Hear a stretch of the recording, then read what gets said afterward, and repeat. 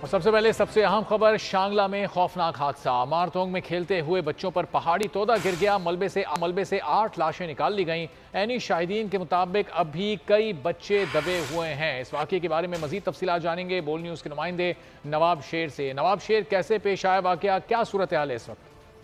بالکل سوات کے علاقے شانگلہ میں پہاڑی تودا گرنے سے وہ متعدد بچے اس کے نیچے دب گئے ہیں۔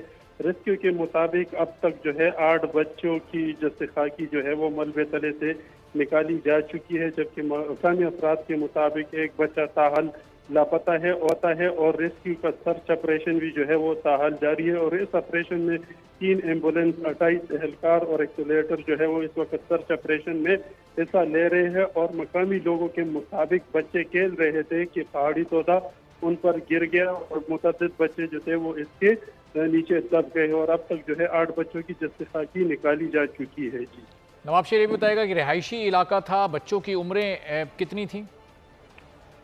جی بالکل، یہ رہائشی علاقہ تھا اور یہ شام کے وقت ہی یہ بچے سارے وہاں پر اکٹھے ہوئے تھے اور سارے بچے وہاں پر کھیل رہے تھے۔ اس میں جن سے 6 سال سے لے کر 14 سال تک کے بچے وہ شامل تھے، اور سب بچے کھیل رہے تھے کہ اچانک وہ پہاڑی تودا ان پر گرا۔ اور ریسکیو کے مطابق وہ اب تک 8 بچے اس پہاڑی تودے کے باعث جان بحق ہو چکے ہیں، اور ان کو وہ ان کی جثہ خاکی ملبے تلے سے نکالی جا چکی ہے، جبکہ ابھی بھی مقامی لوگوں کے مطابق کچھ بچے لاپتہ ہے اور وہ ملبے تلے دبے ہوئے ہیں، اور ریسکیو کا سرچ آپریشن ہے وہ اس وقت جاری ہے، جبکہ ریسکیو کا بھی